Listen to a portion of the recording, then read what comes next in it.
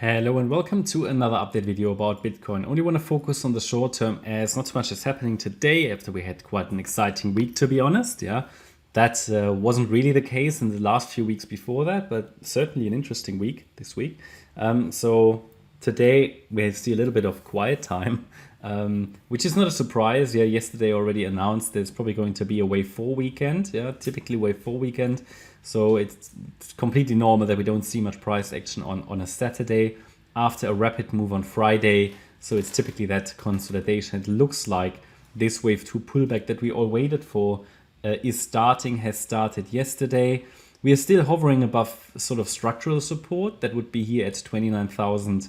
You could say 29,740 here, the 23.6 Fibonacci retracement level. And also we only have 3 waves down so far. Ideally, I'd like to see 5 waves down from here to get to at least 29,150. Because if this is a wave 2 to the downside, in the primary scenario, I would be looking at an ABC structure here. A wave, B wave, C wave.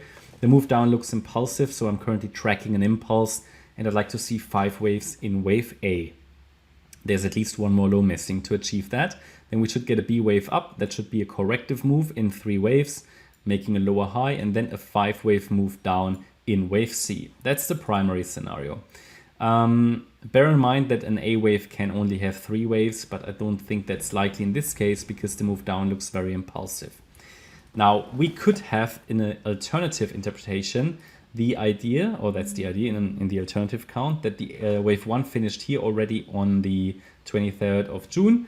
And this is a B wave top. Basically, we had an A wave down, an overshooting B wave, and this is now the C wave down, which means that we will not get another B, C, but already the B was already happening, and we're now in the C wave down to complete the wave 2, and will then rally in a 3rd wave. In both of these scenarios, price is expected to reverse in this support area. But we should rally in a 3rd wave afterwards. Condition for this scenario is that we're holding 26,282. And that means we need to be watching after 1 or 2 more lows that we are getting. Obviously, the expectation would be to get a more substantial bounce. What will need to be proven by the market if this is a B wave or if this is already the 3rd wave rally. My primary expectation, as I said, is that it will be a B wave first before we come down again in wave C to complete the wave 2, but it could already be more aggressive. So that's basically part of the same scenario. Don't forget, this is the area in which price is expected to turn around in a wave 2, from a wave 2 into a 3rd wave. So further downside in the very short term is expected as long as we stay below wave 4 resistance. As you can see here on the micro level, where I'm tracking this impulse to the downside. By the way, this is an overall bullish scenario. We're just tracking a pullback in an overall uptrend. So the idea is we had a small 1-2-1-2 setup here, wave 3, wave 4, wave 5, then there could be another 4 and 5, and that's it. And in this current wave 4, the idea is to turn around to the downside as long as we stay below 30,650. This is the micro level scenario, and you have typically an ideal target, which is the 38.2 retracement at 30,484.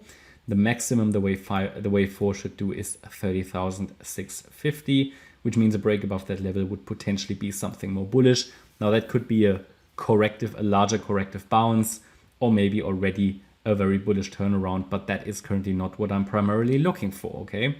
So the idea is to go down lower, and if we get a break below yesterday's swing low at basically, you could say 30K, we have a confirmation that we're coming down in that 5th wave. And then minimum target I'd like to see eventually is 29,152.